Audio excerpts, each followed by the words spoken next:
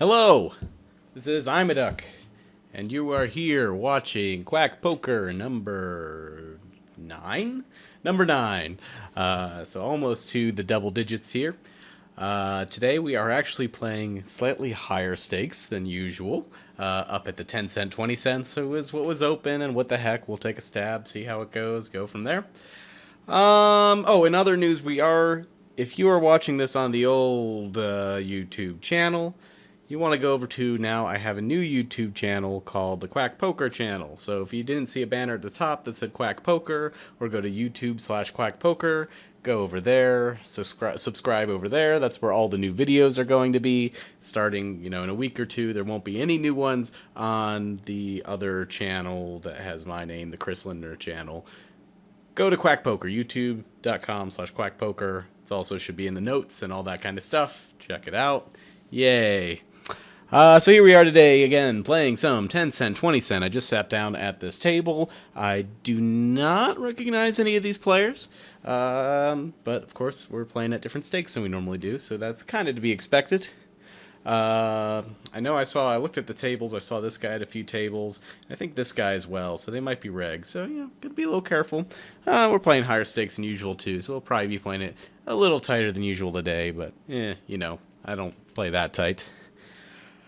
Alright, the beer today is going to be getting us ready for this wintry season. We have from Victory Brewery, which is in Pennsylvania, we have Winter Cheers, a celebratory wheat ale. It's a little odd because when you think of winter beer, you usually think something dark and heavy to keep you warm, get all that alcohol in you, keep you warm on those cold nights.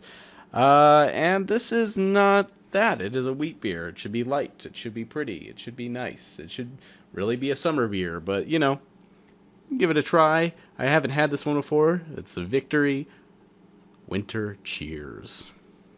A little nitty here. We just flat called with the nines. We could have raised there. I don't really feel bad about that either way. Land a gut shot here, which isn't bad. I'm a little upset that this guy called. Not a gut shot, we have a gut shot. Now we have sort of an open-ender. Jack, Queen. Since nobody bet, we're going to go ahead and take the stab here. See what people think. We have two of the nines, so kind of unlikely that either of them have a nine. But one of them may have just turned a gut shot. It's certainly likely. I guess with this guy being so short, we could have probably just raised and got it in pre. But, I was feeling a little nitty. Still just kind of getting a feel for the table since it just sat down. Alright, let's open this guy up here. Since we're definitely going to need some beer for these high stakes, right? Look at that. So when you think of a winter beer, you usually want something pretty dark, pretty boozy, to keep you, nice and warm. You get all that alcohol in your system. That was a, terrible pour by most folks' standards. I actually like the big head pours, but we're still going to let it settle for a minute. One of the things I read about this beer when I was looking up information on it is somebody said the aroma was so horrible that they couldn't drink the beer and immediately dumped it down the drain. I have a feeling that's not going to be the case. I've had some Victory's other beers. Hop Devil is pretty common. They've got a Pilsner. Don't remember the name of it, but you can see it around. And if I could find it here in Texas, I imagine you could find it just about anywhere. On the note of being in Texas, I should point out that this was actually not the beer I originally wanted to do for this week, but I was in the grocery store buying the beer for this video on a Sunday morning, and wouldn't you know it, Texas has silly blue laws that I completely forgot about. Got to the register with all my other groceries, had thrown these in the cart, wasn't going to drink them in the morning, was going to wait, but I was doing my grocery shopping, and sure enough, I can't sell this to you right now. So good old stupid Texas laws inconveniencing me. So maybe we'll do the beer that I wanted to do next week if I happen to pick it up in the grocery store. We'll see. But for now, we get this, a nice holiday wheat ale. It seemed really different, interesting. They claim the hops are going to give this a sort of floral, citrusy character. They probably also it's a wheat beer, and they probably also kept it a little warm to get some of these citrusy characters that they're kind of claiming that we're going to have in here, some floral characters we're going to have in here. And we're also supposed to get some spiciness, although they were pretty generic about what they said. It's just a spicy beer, so that could really mean about anything. So we'll kind of see what flavors we get out of it, all that kind of fun stuff. All right, everybody's playing kind of nitty here so far. Just really haven't seen much action on this table here. I'm surprised. I thought I'd be playing with the big boys, see some really aggressive action, see some craziness. It looks like we're just hanging out with the nits here. I mean, yeah, nobody really had anything interesting there, I guess. But it's still strange.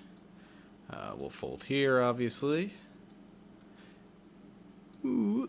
So the guy hit the 9 on the river. If only we'd stayed in and won big money with our Queen 4. Yeah, kind of a weird hand. Nobody wanted to bluff at it. Nobody wanted to do anything. Just limping in and playing some friendly poker. Okay, sounds good. Let's see if this aroma is as bad as they claim, shall we? So look at that color. It's super clear. How is this? How is this a winter beer? That is shenanigans right here. It does have an interesting smell. I mean, it's just it's not super malty. For sure. I mean, it just kind of reminds me of any sort of summer smell. We haven't been sitting at this table long, but everybody's seeming kind of nitty. So you know what? I'm just gonna get a little loose here, see what happens. A little loosey goosey. Pull out the old 6-3 suited.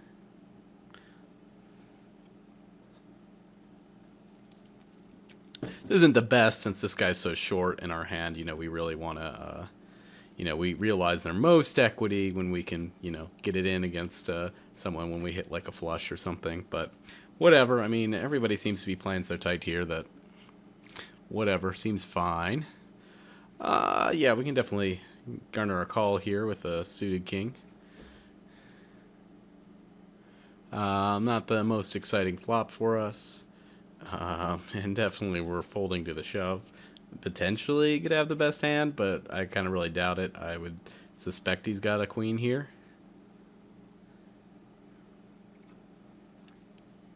If I wasn't drinking, I was going to say, but yeah, an ace is certainly a possibility too. He just shoves with that.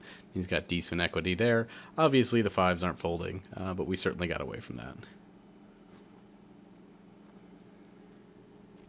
So this is pretty tasty. It's actually very light. Even for a wheat beer, it's lighter than normal. But it actually has, a little higher alcohol content than a normal one. I guess that's what they kind of want to keep it wintry. It was close to 7%, I think. Let's see. So we called here. We'll just check. Let this guy bet into us. And, I think we can give it the old raise-a-roo here, right? I mean, what is he repping here? He's got a king. He's got a king. So that's kind of the scary part of it now is when he does call our raise there, which I made the raise a little small, but the fact that he called the raise there means he very well could have a king. I think I'm going to bet another, make a little medium-sized bet here, see what he thinks about it. Yeah. I was thinking of just check calling there to try and prevent from getting in this situation. As it stands now, we just have to... I think we just sadly have to fold here. I'm pretty convinced he's got something like a king or something like that. We'll let that go. Yeah, in retrospect, I think kind of the check call there would have been fine. Because definitely when he calls us in the flop there, if he bets the turn, that's fine. We've got equity against whatever he possibly has there, unless he just has the full house or whatever. He made his bet on the flop kind of big, which kind of felt, a little bit bluffy to me. But definitely when he takes that line, I don't think he's bluffing there too often. But it's possible he is. I mean, he could easily read our hand as the flush draw that it was. So,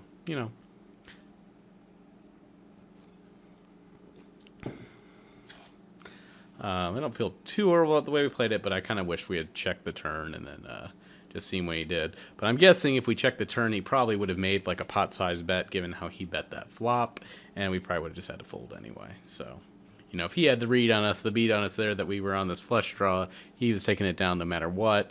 You know, we could have made our bet bigger on the flop, but again, I think if he's got the king there, he's gonna call basically any size of a bet. I think because he knows we can get aggressive there with any sort of flush draw. So whatever.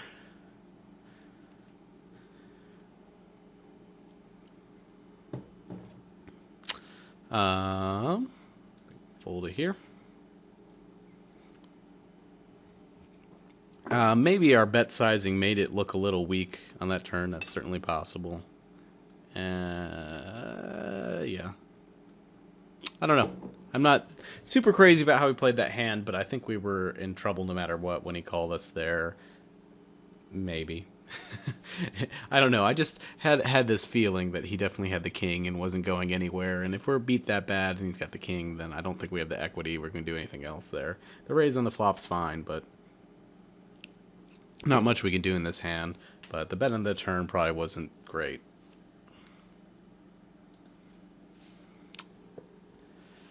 And I guess if we made our bet sizing bigger on that turn, then, you know, we basically would have priced ourselves in. So, which is, you know, it makes your decision simple at least. But isn't necessarily the best thing if we're pretty sure he's got a king. But we don't know how he's playing too. We just sat down. I don't know this player. I don't, you know anything about him other than he looks like he's playing a few tables and might be a reg. So, who knows? Who knows? So, yeah, this Victory beer, yeah, it's 6.7% alcohol, pretty high for a wheat beer. And, yeah, you definitely feel like an alcohol burn as you drink it. You know, it kind of burns down your throat. He makes it 4x here. We can call. Playing a little loose, but I think it's okay. Not the greatest hand, but not the worst. Certainly when that happens, I'm not believing he's got anything, so I'm going to bet. And if he calls, I'm certainly going to bet again.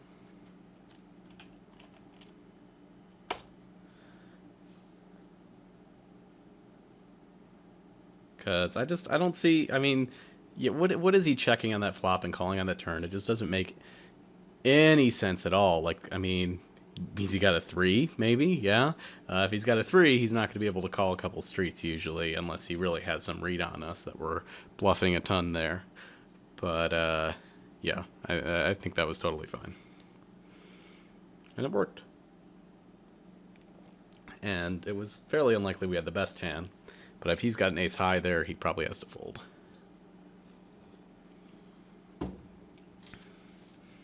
And, you know, we're calling from the big blind. Our range is pretty wide, so we could have anything there. So, and those cards really hit our range better than they hit his, I think. Although he was in the cutoff, so, you know, he can have a fairly wide range, too.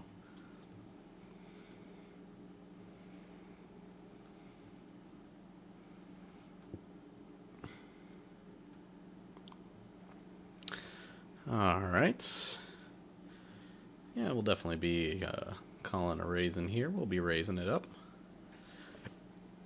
Get a suited 1-gapper. Sounds good. So yeah, I like this beer all right, but definitely I would still take this in the summertime. I mean, maybe it's a little dangerous being this alcoholic in the summertime that, you know, drink a little too much. You know, he makes it more than 3x here. We got to call $1 to win 2. I think it's okay to see a flop here. And feeling a little better about our hand. Don't know, but I mean, if he's got a big pair, we're not feeling super great about this. But we're going to call 1 street here just to see what he does. 4, 5, 6, 7. Okay, I mean, so we've got a draw here. He checks to us. He's played things weak before. We've definitely got outs unless he somehow made the flush here, which I think is unlikely. 4, 5, 6, 7, 8 looks like a straight to me. So I think we're going to bet 5. We probably have to fold, though, if he raises, but I can't really imagine him raising here. And I think, yeah, and I kind of imagine we have him beat most of the time there. Let's see what he had. an overpair would make sense the way he played that, or like, or not even an overpair. So he just had the 10. Okay, so I mean, we hadn't seen him do anything crazy pre-flop before, so we don't really know what that raise means. I thought with the sizing, it might have meant he was stronger, but I guess not. I mean, Queen 10 suited, it's a fine hand. It's not a bad hand. I mean, it's not a bad play there, but I'm just not sure how tight this guy is. But anyway, so he raises up with a Queen 10 suited, so we know he's not, super premium necessarily when he does it, though of course it's not a bad hand. And his play mostly makes sense. I mean, he's got top pair all the way through. Pair, backdoor flush on the flop. I mean, yeah, we're just getting it in. This guy's way too short to do anything else. And I mean, granted, I kind of believe him here that he's got something. Maybe that's a mistake when he shows up with the 2-5. Yeah, so thank you. So that was interesting. Yeah, I don't know what to think about that. I guess he just thought, oh, I've got a short stack left. I might as well just throw it all in, right? That makes sense. Certainly raising it up here. Yeah, so his play, I mean, mostly made sense in that hand. We get a call here, so, I mean, almost certainly have the best hand on this flop. Unless he hit like a random 2-pair. I mean, granted, he could have like 5s or something like that. I don't believe that. I am going to call. And I am certainly not going to fold here. In fact, I think I'm going to bet here. Yeah, I'm just going to bet here. I don't know about this lead. I'm interested to see what he does. I don't know much about this player. I was just kind of interested to see how he responds to that. But I certainly could see him calling if he had any sort of strong hand there. And I wasn't sure if he was going to bluff us, because after we call on that flop, I kind of felt like he was just going to give up. So if we look at, all the times he doesn't have a hand, there's a decent chance he's not bluffing at that hand anymore. I could be wrong. I don't know this player much at all. Versus if we bet there and he has a hand, if he has a hand, a lot of times he might just check it back there. Or if he has a hand, if he has a hand, he's certainly betting and he's probably going to call.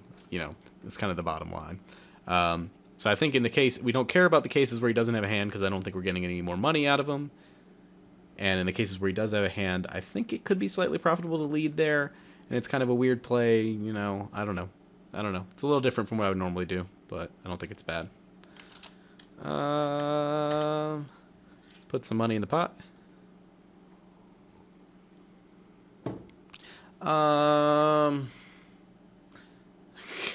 So we're playing the board. I think we just check. If he wants to bet, that's fine, but I mean, I don't believe him. Yeah. I think he got that I was going to call him there. And there's no reason to just give more money to the rake at that point. I could have bet and tried to get him off, but I really didn't think it would. We weren't playing that hand that strong. I mean, maybe if I jammed, but if I jam and he calls and we're just giving away so much to the rake, what's the point? I think 9 times out of 10, I mean, if you look at the EV, including what you lose to the rake in that place, I think you're better off just letting it check down or whatever.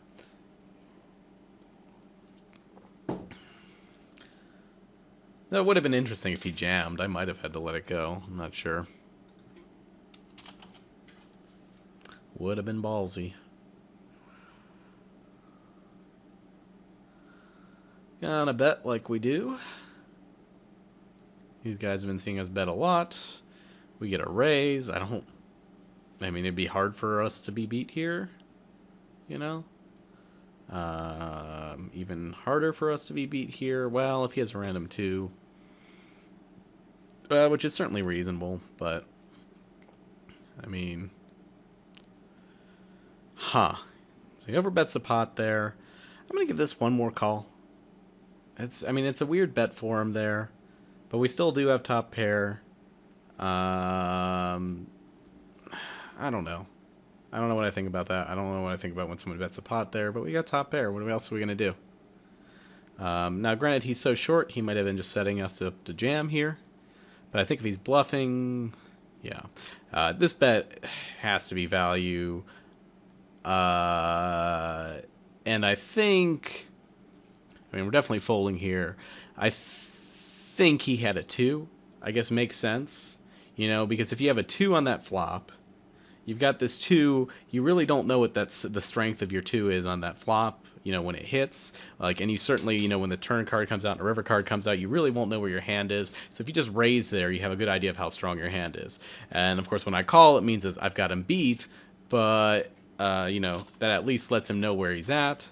And if I've got overcards, he doesn't have to worry about those so much if I don't have a hand there, etc., etc. And then the 2 hits, and then all of a sudden he's betting strong because now he's got a monster, right?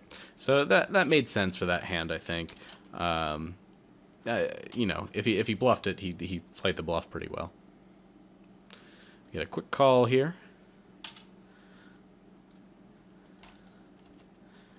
And certainly his bet, his, you know, slightly over pot bet there, it may have been a function of his stack. Okay, so we get a call.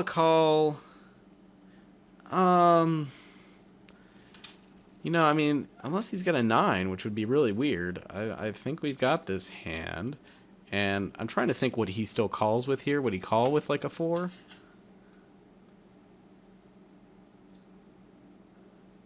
In fact, that he's thinking makes me feel a little better, unless he like jams here or something. So I think he's got like a 4. I don't think he's got an overpair. He might have 8s or something. Or not 8s, 7s. But yeah, I mean, when he thinks that much, we certainly have the best hand. Yeah, I still need to get my HUD on this computer so we can get this stuff to pop up faster. But what did he have? He had... Oh, he's calling us down with ace high. He's like, I do not believe you. Well, oh, that's good. I'll take it. I will take it.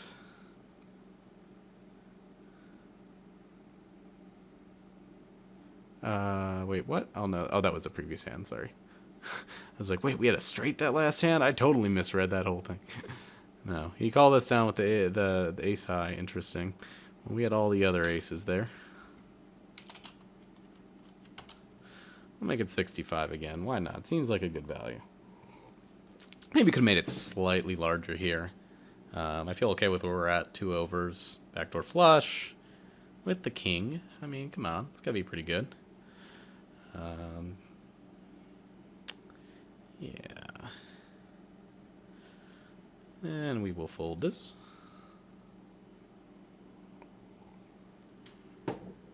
Yeah, so it's not a bad beer, but not what I would want to drink in the winter. Of course, I'm in Texas. We don't have a real winter anyway. I was wearing short sleeves, sitting outside eating today. So, you know, maybe this is a fine beer for it here. I certainly don't have the complaints about the aroma. I don't think it's the best aroma. It's definitely got something weird going on. It's not bad, though. It's not offensive. It's just not a normal aroma I'm used to for a wheat beer. Really don't know where that's coming from, honestly. Yeah, not the normal aroma I'm used to for wheat beer. I mean, maybe it's just all the booziness is kind of affecting the other smells in it or something. I don't know. One of the fancy beer judges could give you a better report on that. But it's still tasty. It's fine. I recommend it. If you like wheat beers and you want to try a boozier wheat beer, then yeah, give it a try. And their other stuff's good. Like I said, Hop Devil's a pretty solid IPA. And it's on the East Coast. East Coast IPAs, man. It's craziness. But yeah, and they've got, like I said, they've got a Pilsner that isn't bad. I think they have a beer called Golden Monkey, too, which I don't even know if I've had. I think that's like a golden ale or something like that. I could be wrong. I don't know. I don't remember. But I think that's theirs. I think I've seen that in signs. But yeah, Victory's pretty tasty. I do not have a Victory glass, though. I've not visited their brewery. So I've got it in my Austin Beer Works glass. Bold and clean. Maybe we'll probably do an Austin Beer Works beer at some point here. Oh, this is interesting. He's got trips versus flush. Okay, makes sense. Yep. Flush draw, obviously. well, not to jinx it, but I'm feeling okay about our little stab at higher stakes here. Mostly due to that donation from that one player. I don't. Just like, I'm done playing poker. I'm gonna gamble with my 2-5. that was that was a thing. I'll take it though.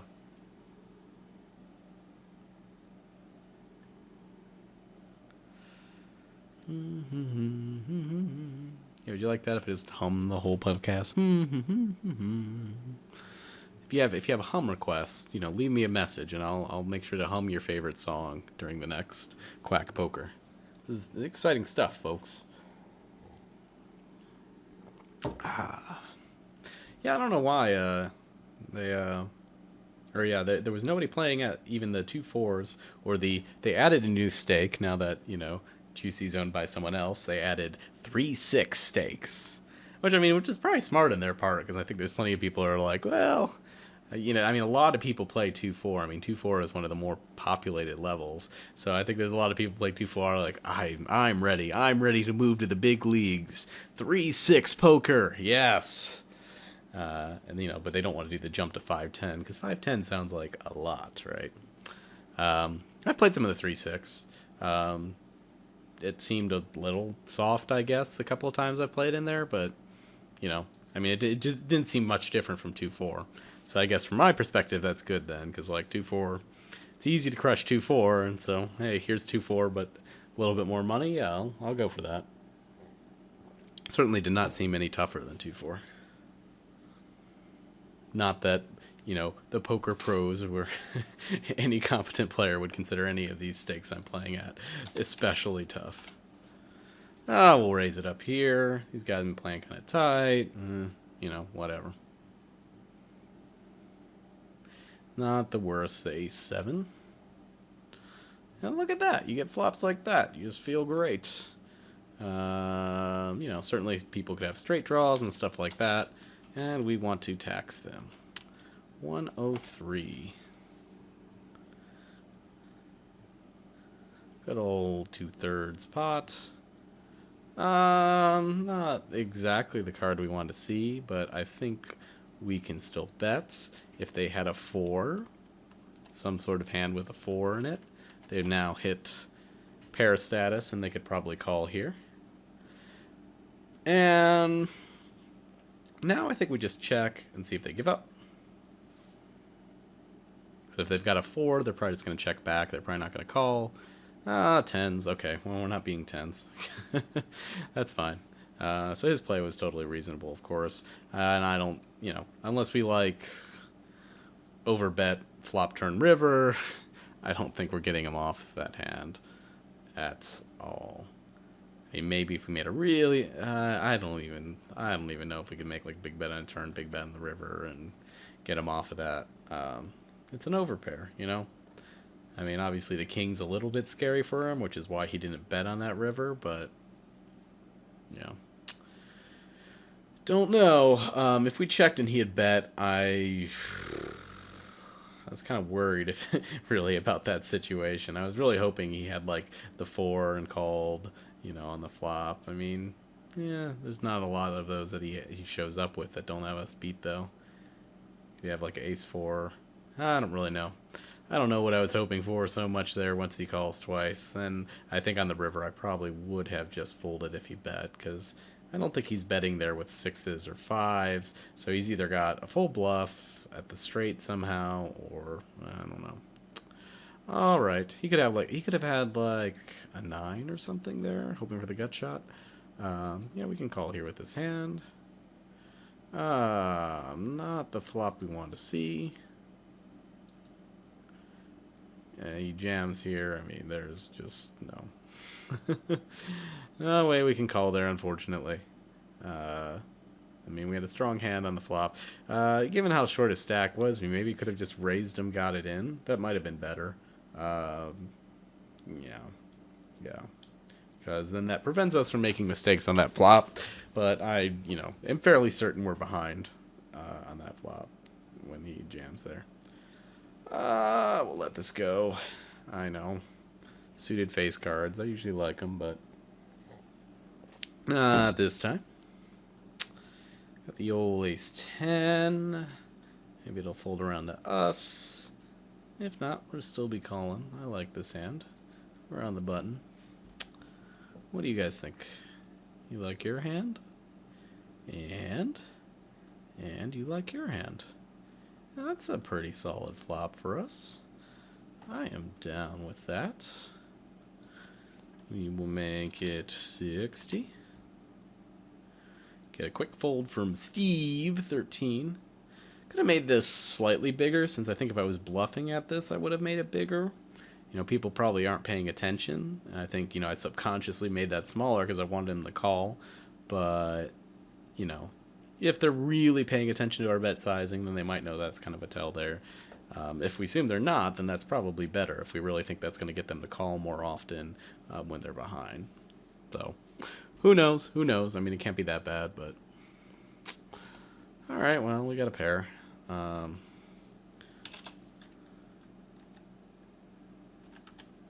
Let's go for an old 57. What do you think of that? You think you don't want to play this hand. Sounds fine. You know, we could loosen up here, but that's meh. That's what I say about that. Meh. So I hope if you're viewing this on the new channel, you like the new channel. I think it just made more sense to actually reserve the Quack Poker. Luckily, Quack Poker wasn't taken.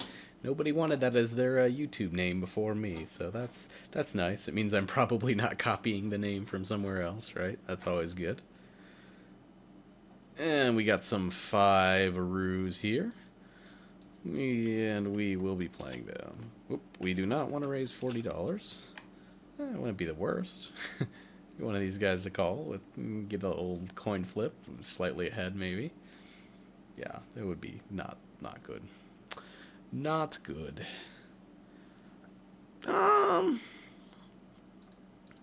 Yeah.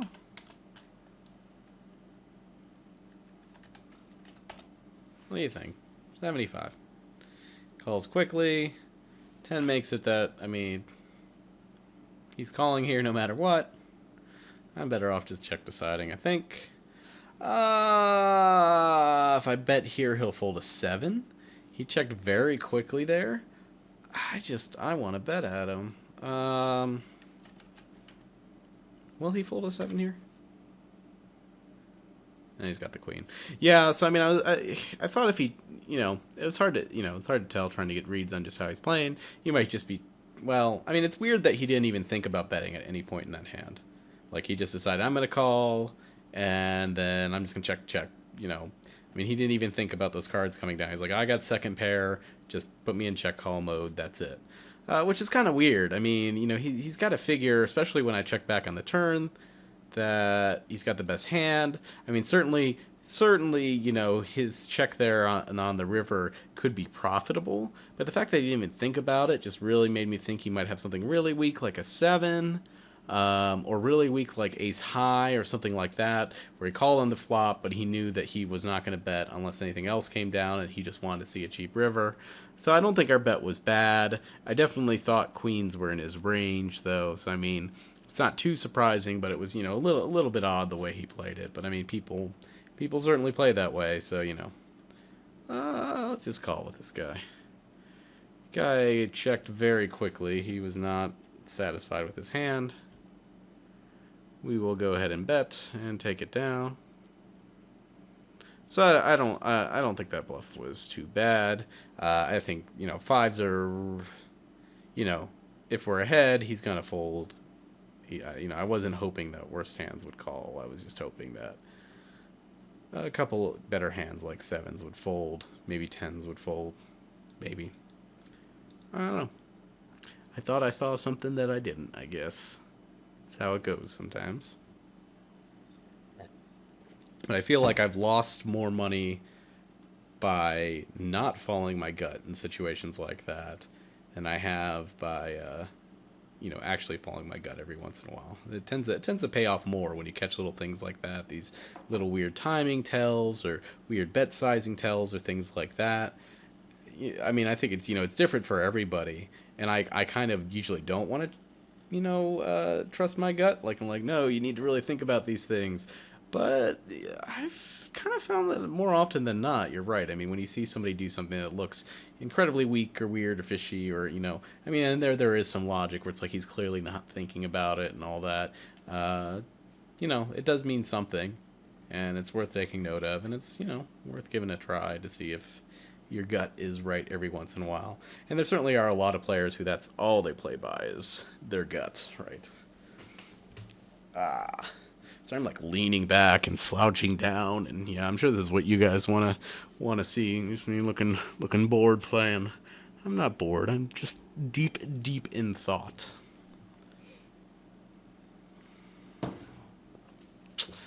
I was gonna kill after this orbit, but we'll do one more orbit. Feeling pretty good about this. When I originally started this series, I said I was going to do like 30-minute sessions. I feel like 30 minutes is slightly too short to really get a feel for the table. And I'm only doing them once a week, so you can see 45 minutes of me, right? Is that okay? Or probably closer to around 40 minutes is what I'll shoot for most of the videos, but it's not so bad, right? It's so intolerable. I like 59 cents. I've been trying this lately of just these like slightly random pre-flop raised sizes. Some of the poker books talk about this just to like try to confuse your opponents and see like if they read into something that's not there and that kind of stuff. It doesn't actually cost you anything, I mean, so why not? With this guy's raise here, I think flatting is probably the best thing we could do. I mean, we've seen him get a little crazy where he's jammed on previous flops, but that was when his stack was a lot shorter. At this point, I'm just willing to give it a call. Here, though, if he bets, we're gonna jam. I think that's best. He's got the king. He's got the king. But I think we are just gonna jam. I mean, actually, he's short enough that we don't necessarily have to. Actually, I guess we can just call here. It's an interesting turn card. If this queen was a diamond, we definitely would have jammed, obviously, but here I think we're okay. Yeah, this is what I was afraid of, though. We've seen him jam in the past. And so now here's where we make mistakes because we didn't jam there.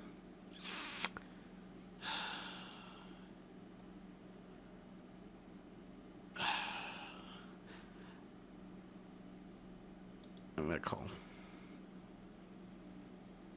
Okay. Alright. Whew. Yeah. It's always the weirdest playing against the exact same hand. Like that's always tricky. But yeah, I mean his play makes sense there. I mean certainly considering we were thinking of doing the exact same thing. His play makes sense there. He'd been doing that jam thing a lot, so I felt like it could mean a lot of different things. It seemed fine. Yeah, sure, we'll call here.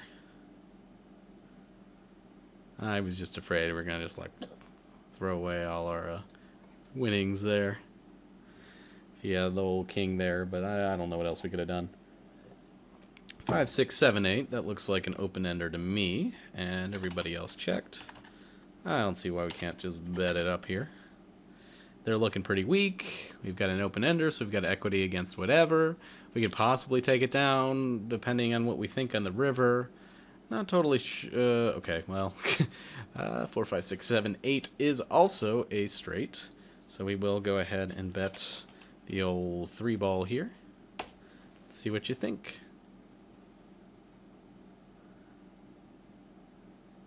That's a shame. I bet the $3 because I mean there were 2 of them behind, so I thought at least one of them would consider calling, but it might have looked too strong. We maybe could have made that a little smaller, but I mean they both just kind of called so quick and seemed so okay with everything. I thought we might get another call, but whatever. We got some value there. We got it done. And it at least confirmed our suspicion that, we possibly could have bluffed on that river with any river card, so yeah, it's not so bad.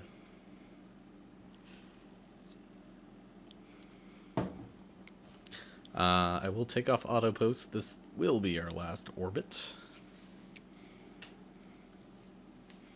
No, and also, like, I need enough time to get through my beer. It's hard to get through your beer when you're talking the whole time. You guys don't want to see me, like, just chug this the whole time. Or watch me chug it for a couple minutes and then continue on with the video. I guess I could do that. I guess that would make an interesting video, right? Just watching me chug. And I'll describe the very fast, the foamy taste as it quickly goes down my throat. Yummy. Yummy. The old 9-6. They're playing weak, whatever. I don't really care. Seems fine. I'll take it. Alright. If it folds to us, I think I'm going to raise. If he limps, we could attack the limper, but I don't, I think we're dominated a decent amount of the time. I mean, we have position. Yeah. If it were like ace-7, ace-8, whatever, definitely would be raising him up, isolating there. But ace-5's just a little weak. We still got 3 players behind us. Just doesn't seem worth it. And limping just brings along too many other players. I mean, we saw here, brought along these 2 guys. If we limp, this guy might have even limped too. Nah, not worth it.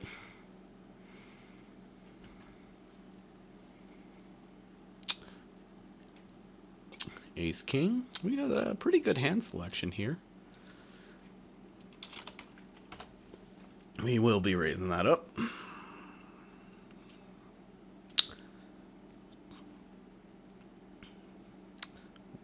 What do you think? Fold around. I could live with that. Oh, that guy called. Not even paying attention, huh? Well, that was a good flop for us. Make him a little more enticed to call. But he's not gonna. That's okay. I'll take it. I'm sure we have the best hand. 7-4. Want to play my last hand, but it is not going to be that. Alright. Well, I guess that sums it up for us. That will be it. Thank you so much for watching Quack Poker. Again, go to the other channel if you're on the Chris Linder channel. Instead, go to the Quack Poker channel, and that will be where all the new videos are appearing from now on. Also have them in like a nice playlist so you can quickly go through them. So, if you miss them ever, or you want to go back or whatever, why would you want to go back? Is anybody rewatching these? No, nobody would ever want to rewatch these. But if you ever want to go back, you can quickly go back through them, all that kind of stuff. It'll all be nicely organized. It's got a pretty banner. It looks nice, right? Anyway, so, yeah, but thanks for watching, and, I will see you guys next week.